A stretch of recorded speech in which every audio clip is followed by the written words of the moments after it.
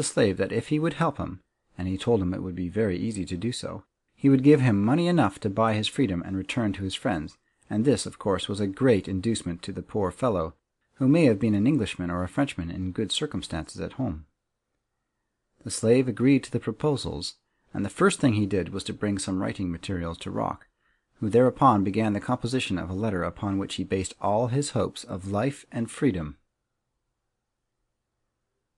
When he was coming into the bay, Rock had noticed a large French vessel that was lying at some distance from the town, and he wrote his letter as if it had come from the captain of this ship. In the character of this French captain he addressed his letter to the governor of the town, and in it he stated that he had understood that certain companions of the coast, for whom he had great sympathy, for the French and the Buccaneers were always good friends, had been captured by the governor, who, he heard, had threatened to execute them. Then the French captain, by the hand of Rock, went on to say that if any harm should come to these brave men, who had been taken and imprisoned when they were doing no harm to anybody, he would swear, in his most solemn manner, that never for the rest of his life would he give quarter to any Spaniard who might fall into his hands, and he moreover threatened that any kind of vengeance which should become possible for the Buccaneers and the French united to inflict upon the Spanish ships, or upon the town of Campeche, should be taken as soon as possible after he should hear of any injury that might be inflicted upon the unfortunate men who were then lying imprisoned in the fortress. When the slave came back to Rock, the letter was given to him with very particular directions as to what he was to do with it. He was to disguise himself as much as possible, so that he should not be recognized by the people of the place, and then in the night he was to make his way out of the town, and early in the morning he was to return, as if he had been walking along the shore of the harbour, when he was to state that he had been put on shore from the French vessel in the offing, with a letter which he was to present to the governor. The slave performed his part of the business very well. The next day, wet and bedraggled from making his way through the weeds and mud of the coast, he presented himself at the fortress with his letter, and when he was allowed to take it to the governor, no one suspected that he was a person employed about the place. Having fulfilled his mission, he departed, and when seen again, he was the same servant whose business it was to carry food to the prisoners. The governor read the letter with a disquieted mind. He knew that the French ship which was lying outside the harbour was a powerful vessel, and he did not like French ships anyway. The town had once been taken and very badly treated by a little fleet of French and English buccaneers, and he was very anxious that nothing of the kind should happen again. There was no great Spanish force in the harbour at that time, and he did not know how many buccaneering vessels might be able to gather together in the bay if it should become known that the great pirate Rock had been put to death in Campeche. It was an unusual thing for a prisoner to have such powerful friends so near by, and the governor took Rock's case into most earnest consideration.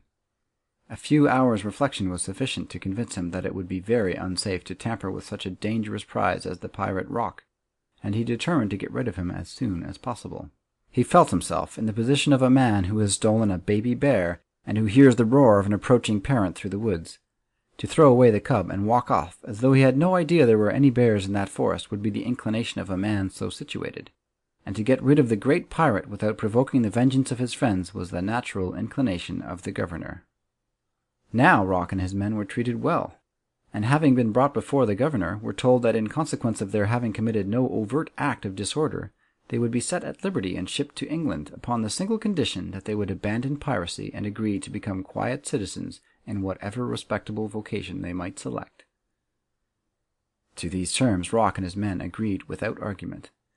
They declared that they would retire from the buccaneering business, and that nothing would suit them better than to return to the ways of civilization and virtue. There was a ship about to depart for Spain, and on this the governor gave Rock and his men free passage to the other side of the ocean.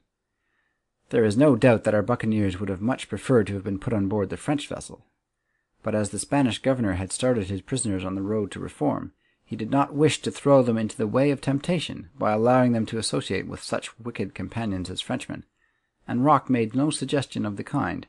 knowing very well how greatly astonished the French captain would be if the governor were to communicate with him on the subject.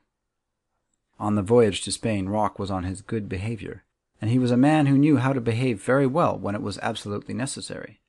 No doubt there must have been many dull days on board ship when he would have been delighted to gamble, to get drunk, and to run amuck up and down the deck. But he carefully abstained from all these recreations, and showed himself to be such an able-bodied and willing sailor that the captain allowed him to serve as one of the crew. Rock knew how to do a great many things. Not only could he murder and rob, but he knew how to turn an honest penny when there was no other way of filling his purse. He had learned among the Indians how to shoot fish with bow and arrows, and on this voyage across the Atlantic he occupied all his spare time in sitting in the rigging and shooting the fish which disported themselves about the vessel. These fish he sold to the officers, and we are told that in this way he earned no less than 500 crowns, perhaps that many dollars. If this account is true, fish must have been very costly in those days, but it showed plainly that if Rock had desired to get into an honest business, he would have found fish shooting a profitable occupation. In every way Rock behaved so well that for his sake all his men were treated kindly and allowed many privileges. But when this party of reformed pirates reached Spain, and were allowed to go where they pleased, they thought no more of the oaths they had taken to abandon piracy than they thought of the oaths which they had been in the habit of throwing right and left when they had been strolling about on the island of Jamaica. They had no ship, and not enough money to buy one, but as soon as they could manage it, they sailed back to the West Indies, and eventually found themselves in Jamaica, as bold and as bloody buccaneers as ever they had been. Not only did Rock cast from him every thought of reformation and a respectable life, but he determined to begin the business of piracy on a grander scale than ever before. He made a compact with an old French buccaneer named Tributor, and with a large company of buccaneers he actually set out to take a town. Having lost everything he possessed, and having passed such a long time without any employment more profitable than that of shooting fish with a bow and arrows, our doughty pirate now desired to make a grand strike, and if he could take a town and pillage it of everything valuable it contained, he would make a very good fortune in a very short time, and might retire, if he chose, from the active practice of his profession. The town which Rock and Tributor determined to attack was Merida, in Yucatan, and although this was a bold and rash undertaking, the two pirates were bold and rash enough for anything. Rock had been a prisoner in Merida, and on account of his knowledge of the town he believed that he and his followers could land upon the coast and then quietly advance upon the town without their approach being discovered. If they could do this, it would be an easy matter to rush upon the unsuspecting garrison and, having annihilated these, make themselves masters of the town. But their plans did not work very well. They were discovered by some Indians after they had landed, who hurried to Merida and gave notice of the approach of the buccaneers. Consequently, when Rock and his companions reached the town, they found the garrison prepared for them, cannons loaded, and all the approaches guarded. Still the pirates did not hesitate. They advanced fiercely to the attack, just as they were accustomed to do when they were boarding a Spanish vessel, but they soon found that fighting on land was very different from fighting at sea. In a marine combat it is seldom that a party of boarders is attacked in the rear by the enemy, although on land such methods of warfare may always be expected. But Rock and Tributor did not expect anything of the kind, and they were, therefore, greatly dismayed when a party of horsemen from the town, who had made a wide detour through the woods, suddenly charged upon their rear. Between the guns of the garrison and the sabres of the horsemen, the buccaneers had a very hard time, and it was not long before they were completely defeated. Tributor and a great many of the pirates were killed or taken, and Rock, the Brazilian, had a terrible fall. This most memorable fall occurred in the estimation of John Esquemeling, who knew all about the attack on Merida, and who wrote the account of it.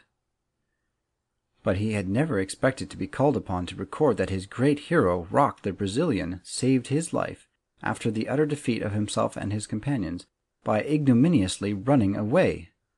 The loyal chronicler had as firm a belief in the absolute inability of his hero to fly from danger as was shown by the Scottish Douglas, when he stood, his back against a mass of stone, and invited his enemies to "Come one, come all." The bushy-browed pirate of the drawn cutlass had so often expressed his contempt for a soldier who would even surrender, to say nothing of running away, that Esquemeling could scarcely believe that Rock had retreated from his enemies, deserted his friends, and turned his back upon the principles which he had always so truculently proclaimed. But this downfall of a hero simply shows that Esquemeling, although he was a member of the piratical body, and was proud to consider himself a buccaneer, did not understand the true nature of a pirate. Under the brutality, the cruelty, the dishonesty, and the recklessness of the sea robbers of those days, there was nearly always meanness and cowardice. Rock,